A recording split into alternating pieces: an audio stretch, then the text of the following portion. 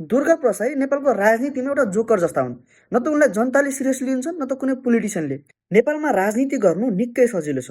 1 litre petrol र 1 छाक मासु भात दिन सक्नुभयो भने तपाईँले सडकमा हजारौँ मान्छे उतार्न सक्नुहुन्छ। आज माघको 5 गते पोखरामा दुर्गा प्रसाईको र्याली रहेछ र यस र्यालीमा धेरै व्यक्तिहरू आउनुभएको थियो।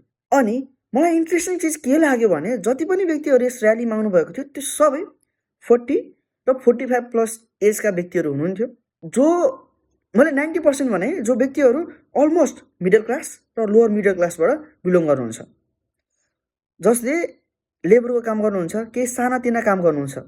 मलाई एउटा कुरा के खुसी लागिरहेको थियो भने यस र्यालीमा मैले जवानलाई देखेको थिइनँ, तर साँझ पख 10-12 जना केटाहरू आउँछन्, युवा टोकन लिएर खाना खान आउँछन्, तर यिनीहरू नसामा थिए, झ्याप थिए।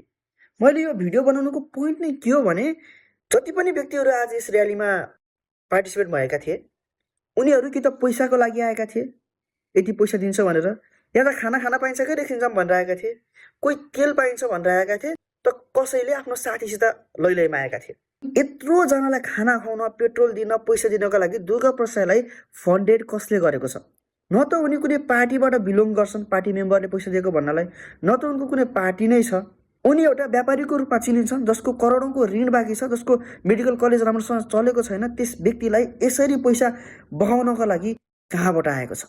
23 गते जब विद्यार्थीहरू आफ्नो स्वइच्छाले घरमा टन्न भात खाएर सडकमा आएका थिए भ्रष्टाचार धेरै भयो भनेर, त्यस दिन, अनि 24 गते जब विद्यार्थी मारिए भनेर सडकमा उत्रिएका थिए, त्यस दिन यिनीहरू विदेशी एजेन्टले वा दलालले गर्दाखेरि आएका भनेर पनि भने यिनीहरूले।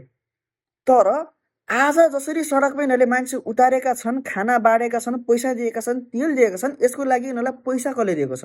अनि यिनीहरू कसका एजेन्ट हुन्, कहाँका एजेन्ट हुन्? दुर्गा प्रसाई नेपालको राजनीतिमा एउटा जोकर जस्ता हुन्। न त उनलाई जनताले सिरियसली लिन्छन् न त कुनै पोलिटिसियनले।